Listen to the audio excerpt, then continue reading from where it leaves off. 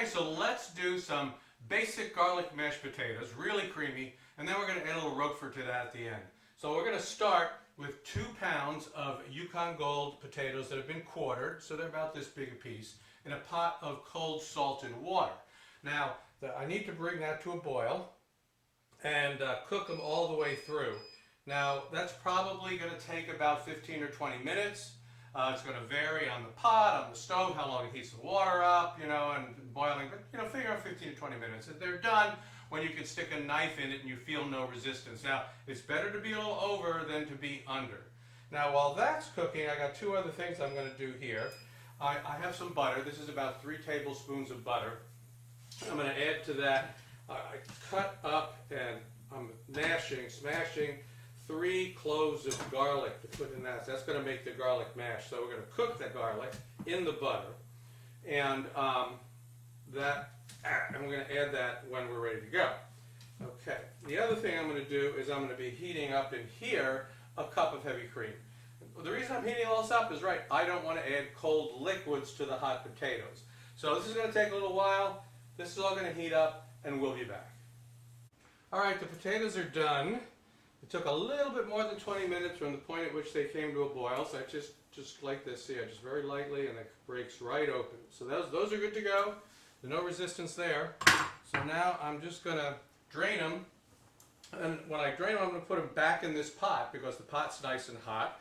And so the rest of the process, I can keep the potatoes hot. So let's dump them here. Back in the pot. Okay, and then the first thing I'm going to do is going to add this butter and garlic mix. So there we go. Nice buttery garlic goes in here.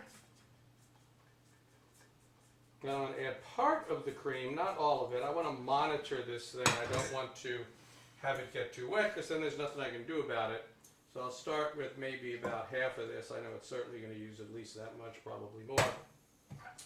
And using a good old-fashioned hand masher, you don't want to use something like a food processor or blender, something like that. You could easily turn these into basically glue. Would not be very tasty. All right, so this is coming out pretty nice here. It's starting to get creamy. I can put a little bit more of this in to start with. Okay, now you can see they're creamy. They're nice and soft. They're not runny, like they'll hold a little bit, but then you can just shake them right off. All right. Well, now that's the first part, but now that I've got the initial mashing done, I'm actually going to try and make these really super smooth. So I'm going to run them through a tammy into a bowl. And I've got a bowl in here that's nice and warm. Okay. And I've got my tammy and my little pushy thing here. So I'm going to start feeding this into here. And I'm going to push them through this tammy. Alright, that's going to take a little bit of time, so I'm going to give you guys a break while I finish this up, and then we'll come back. Okay, so I'm done with this now, and I'm just scraping off the bottom of the tammy here to get all that nice smooth potato in there. Alright, now it's really nice, but it looks like I can actually put a little bit more cream in that. It's really, look at that. Is that beautiful or what? I think I can put a little more cream in it. Get it a little creamier. Suppose I could have put a little more butter in it too. I guess it sort of depends on what you feel like. But, yeah, a little more. Look at that. I'm going to use almost the entire half cup of cream here to get these super smooth, creamy mashed potatoes. Oh, yeah, look at that. Huh? Is that great? All right. It's like a beautiful, soft potato puree. I could stop here. I could just now add salt and pepper and call it done. But we're going to put some of this cheese in. I decided I want to make Roquefort. I put the cheese in this pan a little bit so that I could melt it. So again, I want this to be nice and melted also and warm to go in. So it's ready to go. And that's one of the reasons I did not put salt. is Roquefort cheese is very salty. So I want to put it in first and then figure out how much salt I can add. All right, so we're going to mix that up.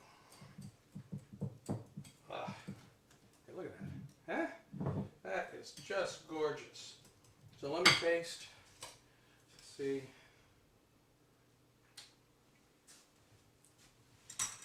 You could use a little more salt, but I'll tell you, not much.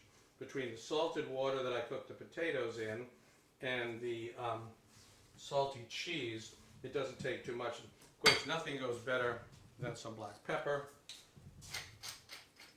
Put some black pepper in there. A nice portion of black pepper. I want to see it when I mix this up. I want to see little bits of black pepper throughout. There we go, just like that. And I'm looking at it and I go, you know, let's just make it a little creamier. What the heck? I mean, this is the games you play. I added the cheese, wasn't sure how much that was gonna thin it out. Not much.